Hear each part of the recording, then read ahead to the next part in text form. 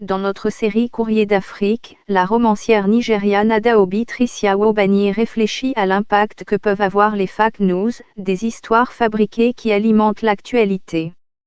Le populaire journal nigérian This Day a récemment publié un article à sa une avec le titre « Drame à l'ambassade américaine qui refuse un visa à l'évêque Oyedepo ». L'article décrit comment David Oyedepo, fondateur de la Winner Chapel, et l'un des leaders religieux vénérés et influents du Nigeria, aurait fait une crise de colère au consulat américain de Lagos après s'être vu refuser un visa. Selon la version de This Day, l'évêque était visiblement perturbé.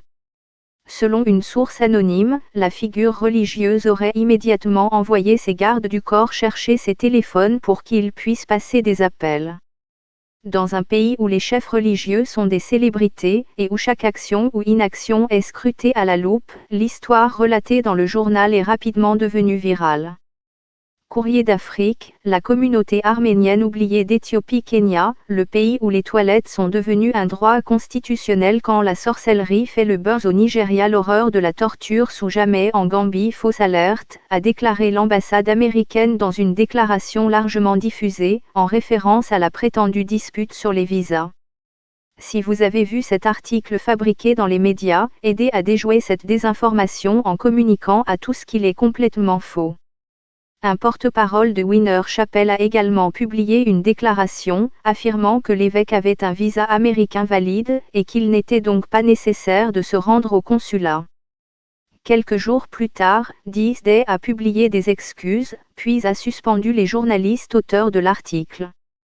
Les deux rédacteurs en chef adjoints n'ont pas respecté les consignes bien établies consistant à effectuer les vérifications et les confirmations nécessaires attendues du personnel sur la crédibilité d'un fait aussi sensible, a déclaré la direction. Comment une histoire aussi sensationnelle, concernant une personnalité aussi influente, a-t-elle pu échapper au regard critique des premiers responsables d'une organisation aussi prestigieuse ?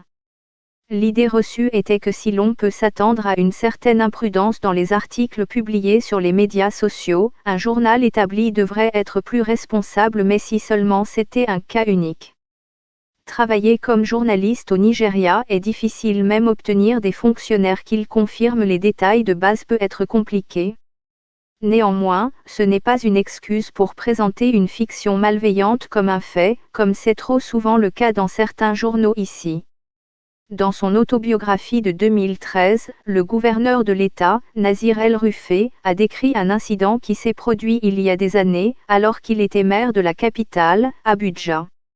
Je suis entré dans mon bureau et j'ai vu quelque chose qui ressemblait à une petite tortue sur mon siège, a-t-il écrit. C'était censé être une malédiction vaudou destinée à me faire peur.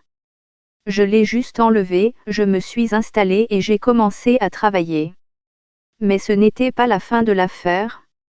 Le lendemain, un journal nigérian, le Daily Times, a raconté comment je suis entré dans mon bureau, j'ai vu une tortue, je me suis effondré, et j'ai été transporté à l'étranger dans le coma. Mon chef de la sécurité voulait que le journaliste soit arrêté, mais je n'y voyais aucune raison. Si les fonctionnaires, comme M.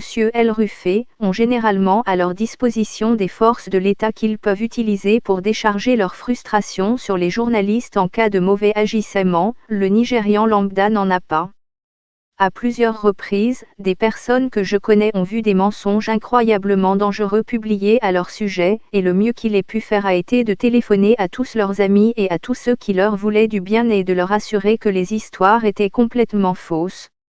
Ainsi, les Nigérians continuent de subir la paresse des journalistes prêts à publier des rumeurs recueillies dans les bars et les salons de beauté. En avril 2012, le message véhiculé dans l'une de leurs vidéos avait été déformé dans certains contenus sur les médias locaux. En réponse, le groupe djihadiste a pris des mesures directes et a bombardé 2 bureaux de journaux, dont une succursale de This Day. Les journalistes ne devraient pas craindre pour leur vie s'ils se trompent, mais ils devraient faire très attention à ne pas commettre d'erreurs. La vie est dure pour les journalistes ici. Au moins 19 journalistes et blogueurs ont été arrêtés au Nigeria entre janvier et septembre 2019, selon Amnesty International. C'est inquiétant, et le gouvernement du président Muhammadu Buhari doit absolument améliorer son bilan en matière de liberté de la presse. Mais en même temps, certaines personnes à la tête du journalisme doivent améliorer leur bilan en matière de vérification des faits.